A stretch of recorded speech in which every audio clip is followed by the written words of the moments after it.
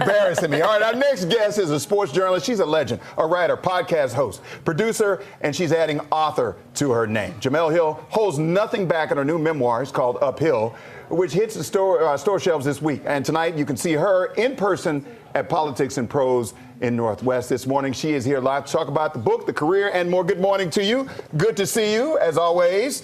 Appreciate you coming in. So let's talk about your book. First of all, it gets deep. It gets deep. And you said, I love the quote you told me when I told you I was reading, and I got all the way to a very controversial section, but you said it gets lighter toward the end. It gets lighter towards the end. Yeah. Very heavy at the beginning, and then you ease up to once you get toward the end. Right. Yeah. So let's talk about the beginning. I didn't know this, but you came from a troubled home, a troubled childhood, and you were talking about how you used to see your mother and the drugs, and how that affected you mentally, and how you were able to overcome all that. Yeah, I mean, it's tough. I mean, I'm sure a lot of people who are the children of addicts can kind of relate to a lot of the things I'm talking about, where you're navigating around the abuse, their drug abuse, their drug addiction, and just having to deal with some very heavy issues as a child. You know, my mother was a sexual abuse survivor, and so unfortunately, because of that, she was suffering from a very acute case of PTSD. But then, you know, you guys were talking about the 80s. In the 80s, people, that term wasn't,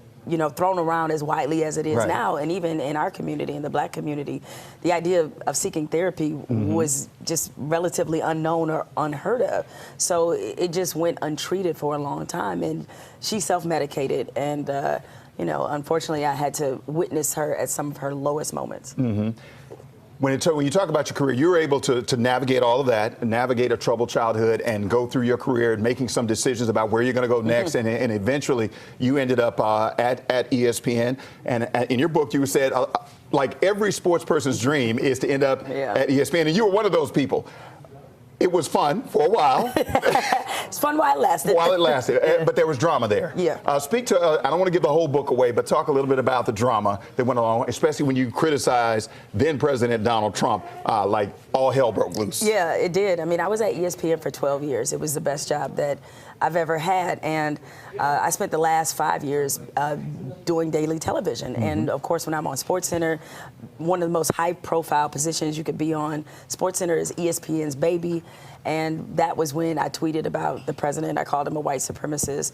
And never did I expect after that tweet that it would make its way to the White House, because next thing I know, former press secretary Sarah Huckabee Sanders is on national TV telling people I should be fired. And then the president chimed in, and so it just kind of blew my life up. And I talk about a lot in the book about what the fallout from that. Because at one point you said you thought you needed security because you didn't feel safe. Oh, not thought, did. Okay, not thought, definitely did, because of the constant death threats and, you know, just feeling uneasy in public because of the type of people that the former president tends to attract. Like there are very rabid people that follow him, and when you criticize him, suddenly all of that rabidness is turned onto you. And it led to your demise, somewhat to your demise at ESPN, but you moved past that and you moved on to other things as well.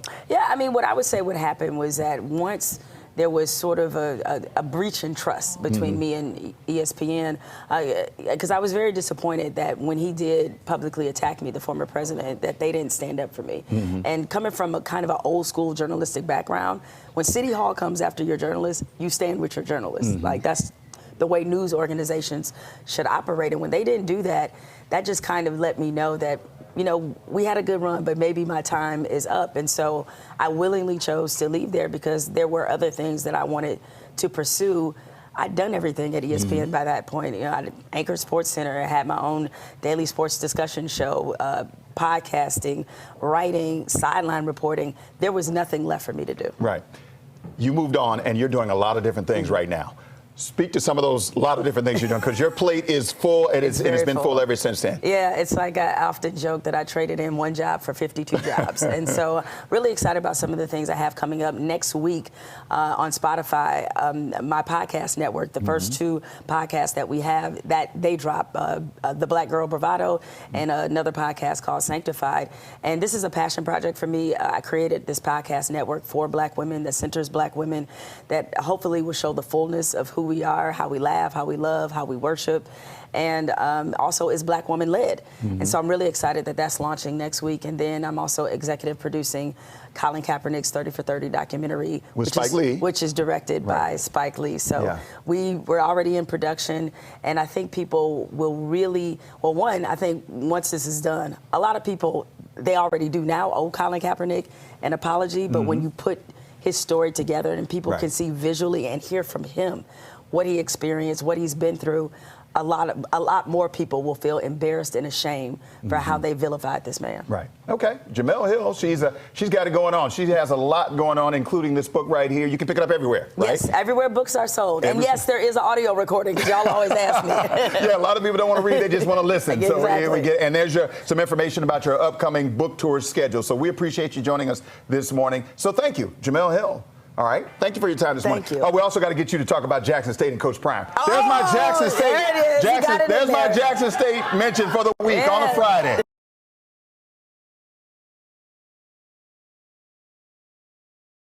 If you get kicked out of your neighbor's yard for stealing their